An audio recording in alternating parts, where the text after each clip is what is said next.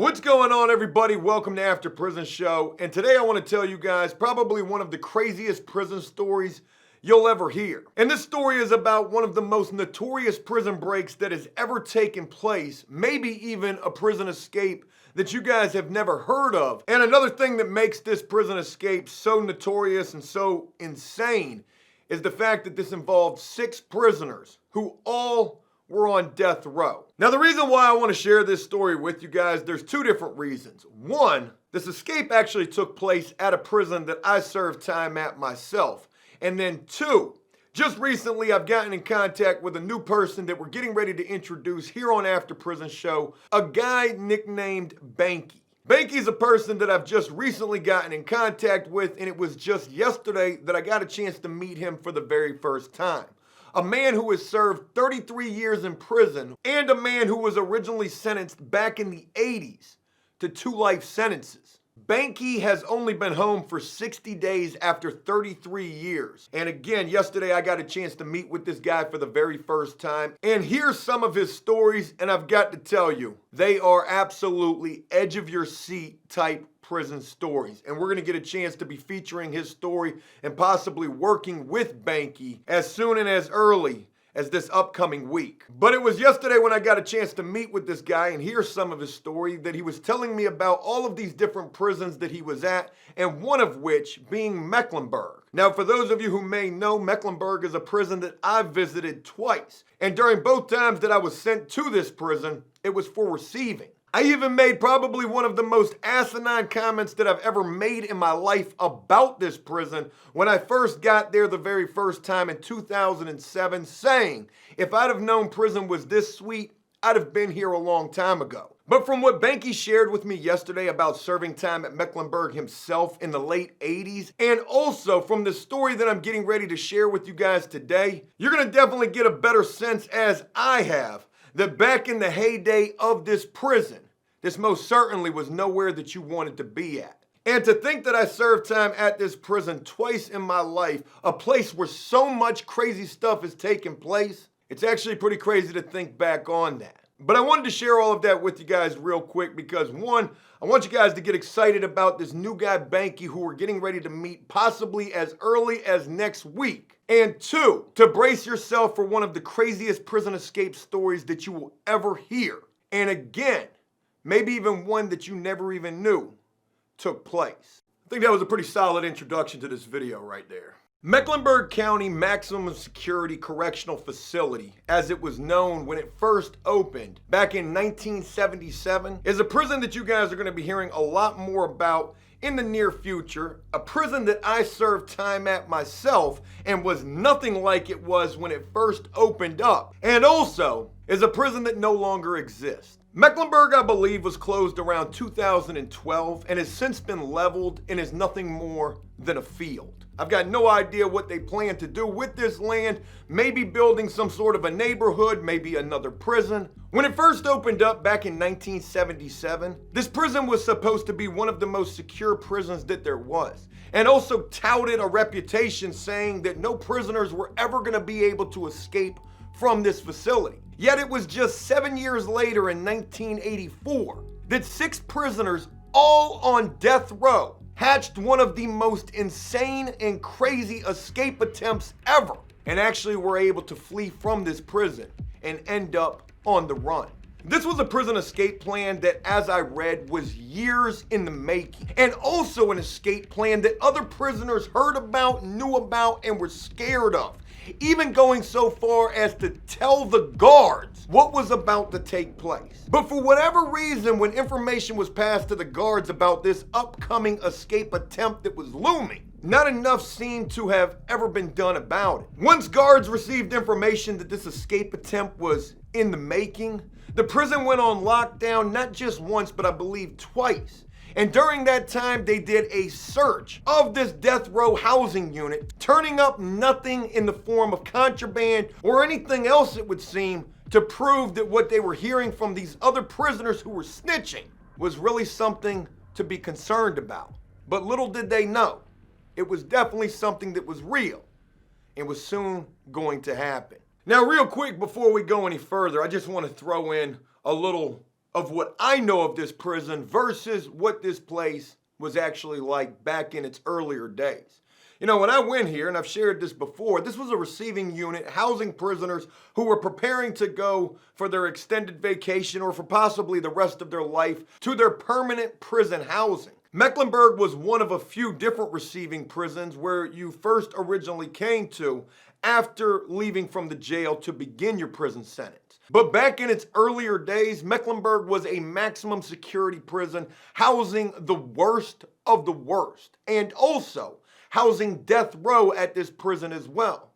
Now, when you think about death row nowadays, you know, most death row prisoners, or pretty much all of them, I don't think any of them get the luxury that they had at Mecklenburg now. But most all death row prisoners are in single-man isolation cells damn near in the hole. But here at Mecklenburg, death row was a cell block with a day room. And death row prisoners were allowed to congregate and go to rec and basically live pretty similar to the rest of the prison population. And it's because of this, I hate to say this word, but this freedom that they kind of had, being able to come and go sort of, that definitely played a major part in these 6 prisoners being able to orchestrate this pretty elaborate prison escape plan. Now this picture right here is the 6 prisoners who carried out this escape. James and Linwood Briley, Lem Tuggle, Earl Clanton, Derek Peterson, and Willie Jones, all of who were on death row, scheduled to be executed. And you might be wondering how exactly these 6 were able to escape from a prison that was supposed to be unescapable. It was on Thursday, May the 31st, 1984, at about 8 p.m. when rec was over, when 24 of death row's prisoners housed here at Mecklenburg were supposed to be returning to their cell block. And this is something that I won't forget from the time that I served there, but when rec call is over with, you've got a guard that stands right there at the gate to the rec yard. He opens that, maybe he's searching people. A lot of times, I can imagine back during that time, they probably weren't. Prisoners walked right past that guard into the building and up a staircase into their cell block. Well, as you walk up those stairs, you pass different floors where other cell blocks are at, and there's one central guard station that watches multiple cell blocks. I think at that prison, the guard station was able to watch 2 different cell blocks. Well, directly across the hall from the guard station, and it's a hallway that separates the 2 cell blocks, there's a staff bathroom. And as these prisoners were supposed to be going back to their cell block, one prisoner actually went inside of the staff bathroom and hid. The prisoner hiding inside of this bathroom was Earl Clanton Jr. This was going to be the prisoner that set all of this in motion. If it was not for this prisoner who was hiding in this staff bathroom, and if he was caught, this escape would have never been able to take place. And I mentioned that to you because there was an opportunity to foil this escape plan from the very beginning.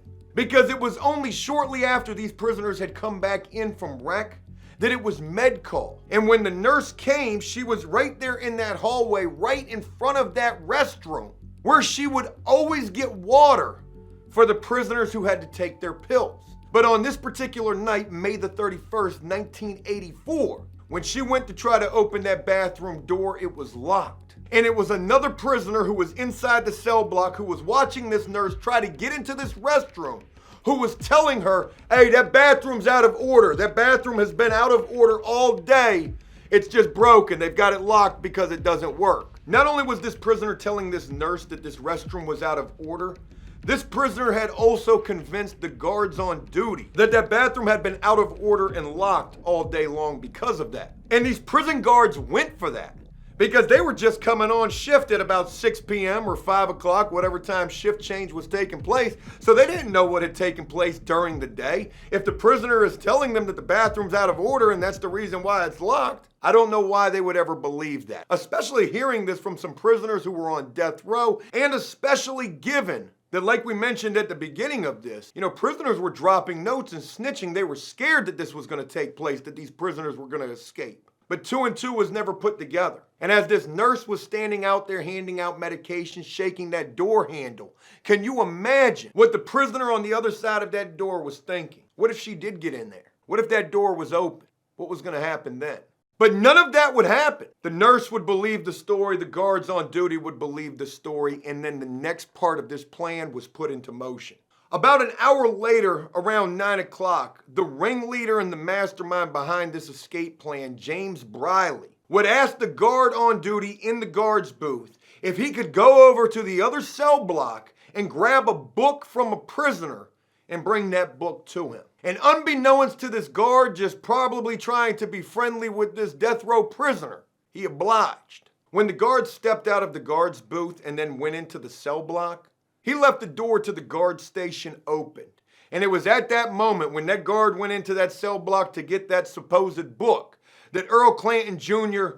popped up out of that bathroom and right up into that guard station and just started hitting all of the buttons, opening all of the cells and both of the cell blocks. Now what's crazy is I try to think like what this guard had to be seeing and thinking in this moment. Here he is just trying to do a favor for a prisoner. He's up in another cell block, left his guard station wide open, and all of a sudden he starts seeing all of the doors roll.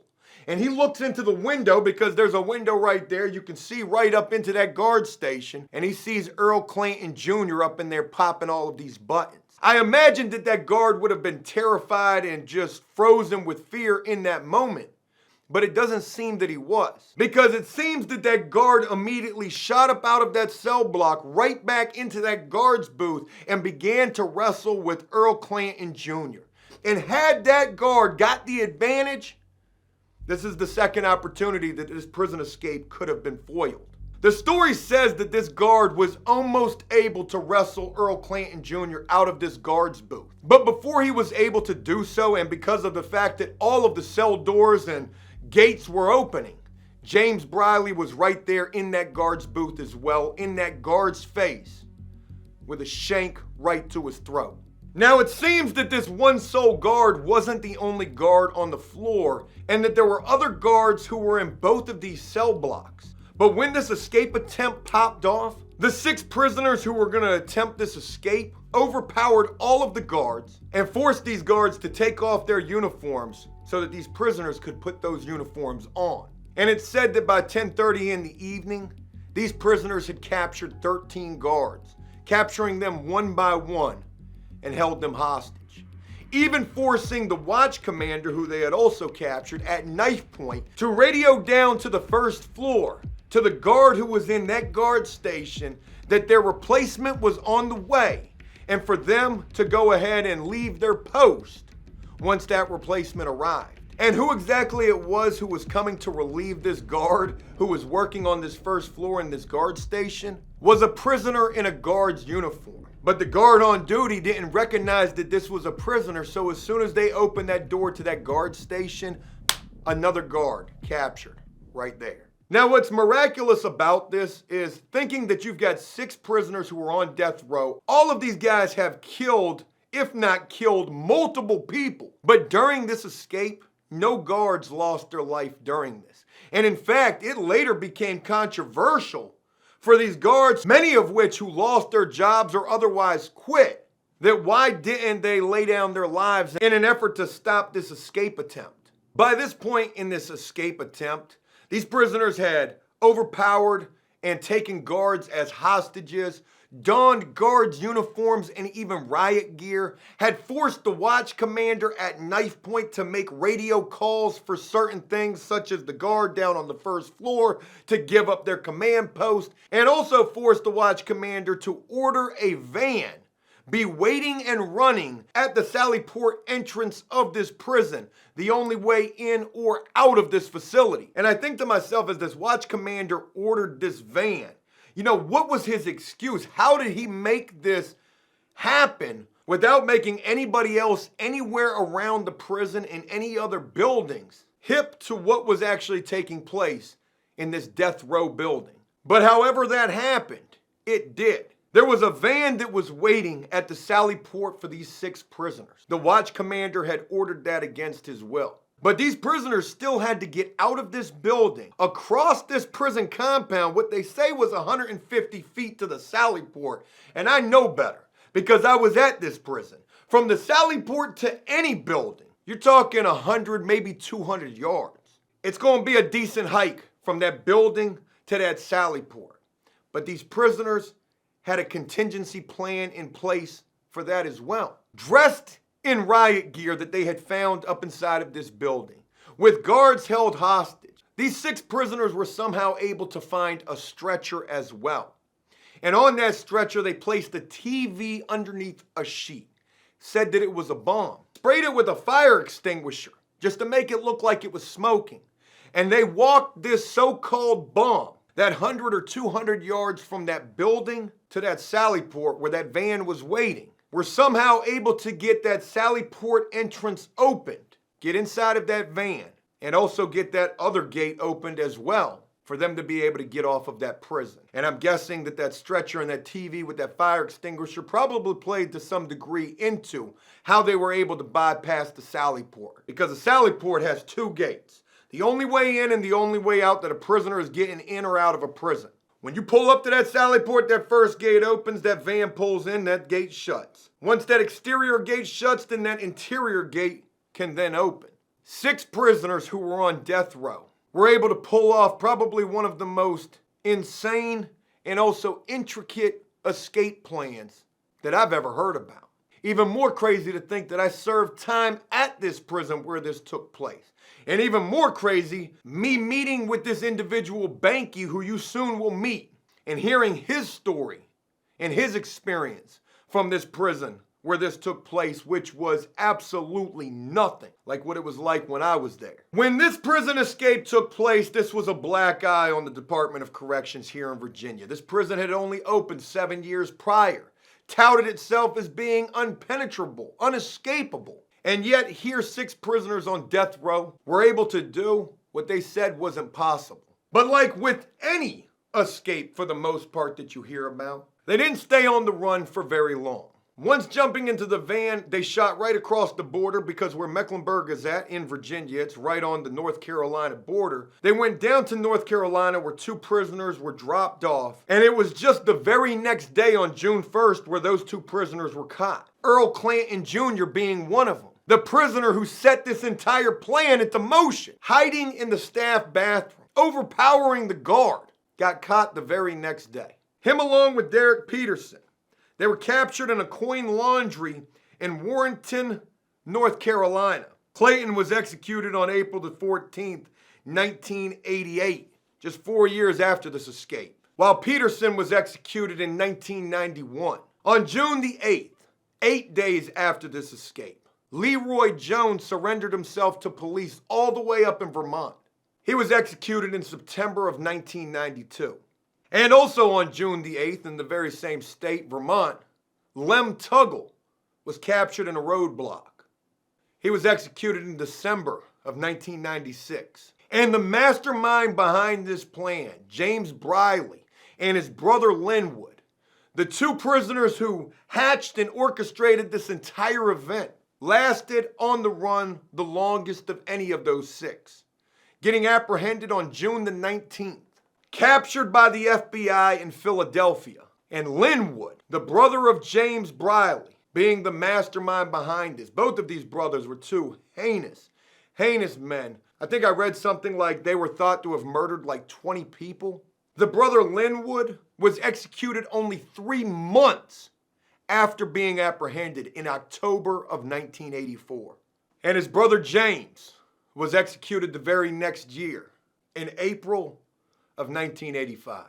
I really wanted to share this story with you guys, and really am curious to hear what you think about this. To think about Mecklenburg now and the fact that it's nothing more than just a field, a place that Cody and I visited just a couple of years ago. But to think that this place has so much history and so much craziness that took place there, so much craziness that you guys still haven't heard about yet, but you soon will with the introduction of this new guy, Banky, that's coming very soon. It's crazy to also think that this was a place that I served time at twice and was nothing like how it used to be. You know, never could I have imagined either of the 2 times that I was there, and never did I even hear about it while I was there, that an escape of this caliber had actually taken place at this facility. Folks, I wanted to share this story with you guys, and I really hope that this is something that you enjoyed. And if it was, please leave a like and a comment letting me know exactly what you thought about this. As always, until next time, enjoy life, the free world. Never take a moment for granted, and make the most of every day. Peace!